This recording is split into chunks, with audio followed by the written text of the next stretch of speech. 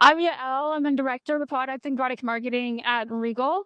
And today I'm excited to talk about the customer experience revolution that is voice AI agents. I'll give you a bit of a history on how we got here and also talk about the impact of this tech. But first, let me tell you a bit about Regal.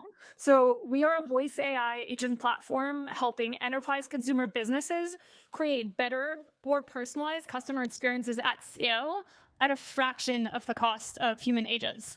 And the way we do this is by helping them build and deploy voice AI agents that actually outperform human agents. We found that across high consideration industries like insurance, financial services, healthcare, and home services, voice is the highest engagement channel by far. And voice is our specialty. We've been in this business for over 5 years, and for hundreds of customers have driven over 350 million calls, which, by the way, is more than any other player in this conversational AI market. What these enterprise consumer businesses are realizing is as LLMs are improving so fast and as the bar for LLMs has risen, so have the expectations of their customers. They will no longer settle for an hour on hold in generic dialogue. The bar is now, I call in, I want an immediate response. I want to speak to someone who understands what I'm trying to accomplish, who has context about who I am and my past conversation history, and he's going to be able to give me tailored recommendations and guidance and take actions on my behalf. Right? So the bar has gone from here to here. And finally, the tech has now caught up. And if we think about it, every decade, there's been a new tech that's completely changed the game for everyone in it, right? It changes the way that we interact with one another. It certainly changes the way that businesses interact with their customers. So at first, we had websites and online marketplaces. Then we had social media platforms and apps. And now we have AI agents. But here's the thing, we're on day zero. Like, we are just at the beginning. And I think at this conference, sometimes that's something we forget. So if you're old enough in the audience to recognize some of these apps and this UI, you might be feeling a mixture of nostalgia and horror. I know that if I show this to my younger Gen Z sisters, they would say, what is this? It looks terrible. Like, it looks like spam. I'm going to click off. But this is what it looks like to get started with a new tech, right? The clunky organization, the bugs, the how do I even use this? That's what it aims, and that's where we're at. And when we're given this enormous opportunity to leverage this Gen AI 10 that is redefining customer experience, history reminds us not to take ourselves too seriously. It's going to be a little messy. It's going to be a little challenging. The best we can do is to get going as quickly as possible and learn as quickly as possible. So AI to redefine customer experiences is quite new, but automation isn't. And business leaders have known for a while that if I want to reach out to more of my customers for less money, I could automate the conversation, but I would use something like an IDA or a generic chatbot. And we've all had these sorts of conversations, right? The trade-off is the quality of the interaction with the customer suffers. And now you've taken this opportunity for a personalized touch point and building loyalty, and you've turned it into customer frustration. And I think back to every time I've talked to my Wi-Fi provider. I'm not going to name who this Wi-Fi provider is. And I am yelling at the phone like, human, please let me speak to a human. Like, I want to talk to a representative. And the response is always, I didn't catch that. Can you say that again? And I feel like I'm talking to a wall. And in fact, I would rather be talking to a wall or doing anything other than this. But for the first time in history, we don't have this trade-off anymore. Your money can go so much farther, and you can create this white glove personalized experience for your customer at the same cost you would have spent on these horrible experiences. So let me tell you a bit about, why this trade-off is no longer there. In the past, I was a contact center leader. I am constantly facing this trade-off, and I'm getting complaints from all directions. So let's say I come into work, I'm revved up for the week. Like, I just watched Wicked for Good. It filled me up. I look at my lead lists. We're going to sprint through them. Like, I'm going to sell so many kitchen remodels this week. But what happens? I get to work, half of Rochelle's sales team got this one going around. My boss tells me, I want you to cut costs by 15%.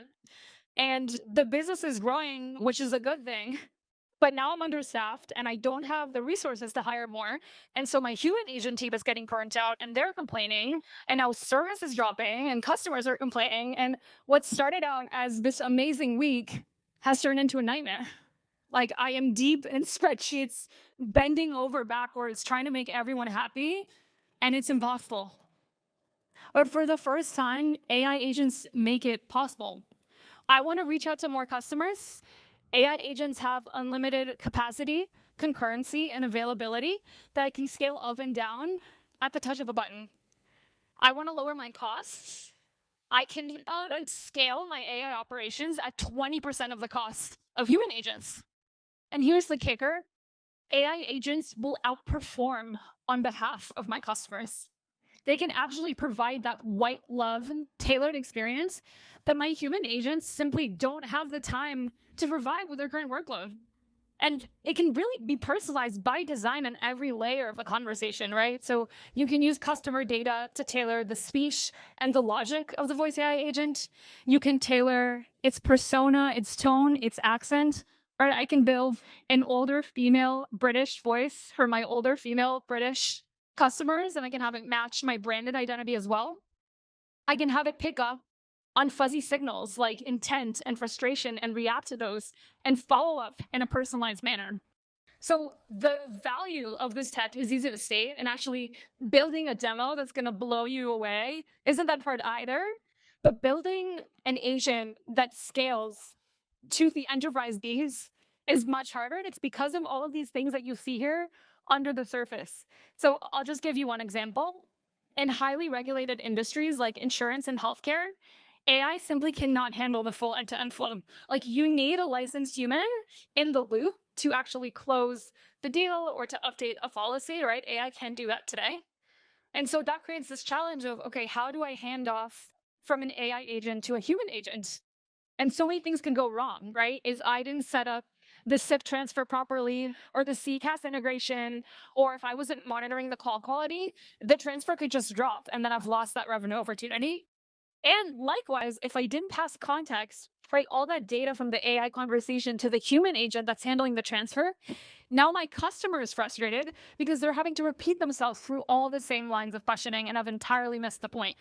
So this is just an example of a very common, simple enterprise flow that actually isn't that simple in practice.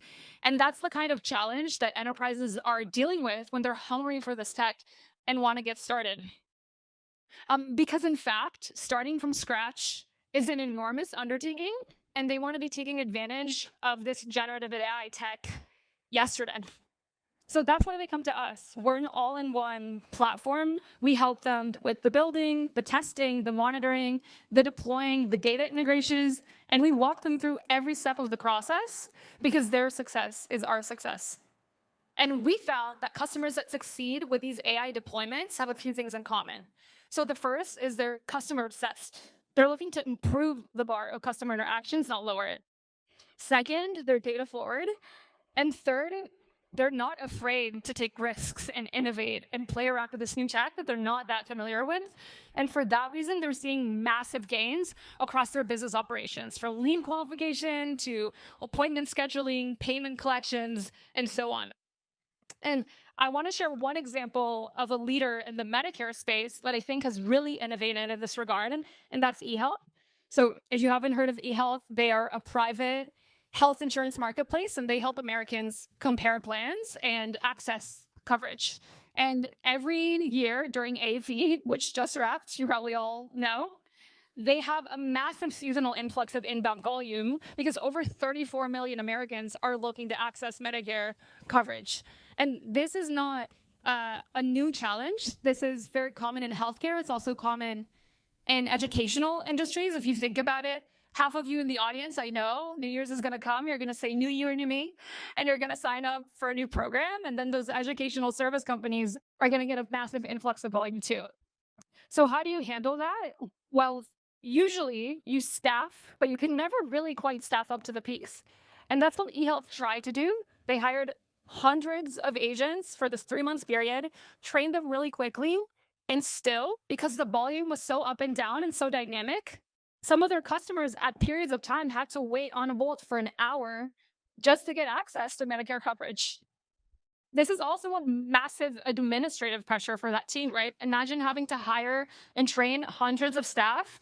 It's expensive, it's laborious, and these human agents aren't particularly thrilled to be having these back-to-back repetitive screening calls for Medicare coverage.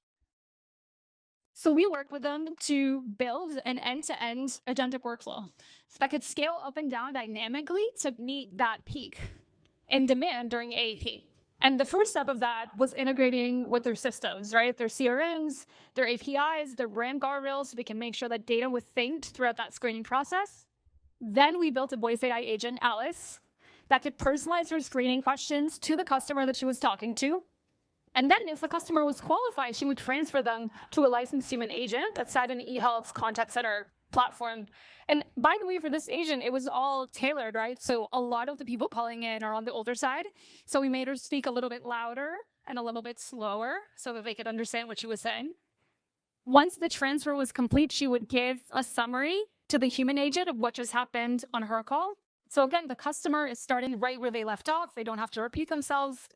And then at the end of that conversation, she's extracting data from per call. So these are things like customer data, like the name, where they're from, their budget, but it's also fuzzy intent signals, right? And she's passing that back to their system. So they're able to track the data of their customers and learn about them to improve the experience even further. And as you can see from this chart, it's not a one-step process, right? It takes work and it takes investment. But this is the kind of investment where the benefit compounds. Unlike hiring hundreds of human agents that you're going to let go 3 months later, and then you're going to have to redo the process in the next year. And let's look at what that investment got them. So firstly, they now have a scalable model to react to the dynamic volume that happens during AEP, right? That can last year over year.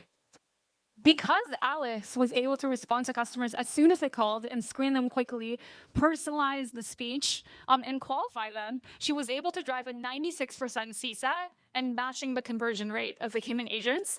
And she had a 97% containment rate, which means that in only 3% of calls was she having to escalate the call to a human agent before the customer was qualified or had the customer hang up. And because of this reliance at scale on AI agents for the screening flow, eHealth was able to reduce their inbound costs for inbound calls by 80%, which you can imagine is massive, and that's going to compound over time as well. So all of these results were made possible because we were able to iterate through that agentic workflow very quickly. And the workflow includes, right, building, testing, monitoring, deploying, improving. I don't have time to go into everything, so I'm going to focus quickly on that improvement phase. Because believe it or not, that first agent that you're going to ship is not going to drive those results. No. It's just going to teach you what you need to improve to actually get to optimal results. And here they were leveraging Regal's Improve toolkit, which uses a combination of LLMs and HDD scan clustering to assess every single conversation that the AI agent had, and from the transcript, identify the top topics and objections that are underperforming, so that you can, based on that, adjust your prompt or restructure your knowledge base. And I'll give you some examples of what they found in the data. The first is they found that they could improve their handling of patients or customers that called in that had a partner pass away. So they looked at that was underperforming. They were able to make the AI agent more empathetic and sensitive in those cases.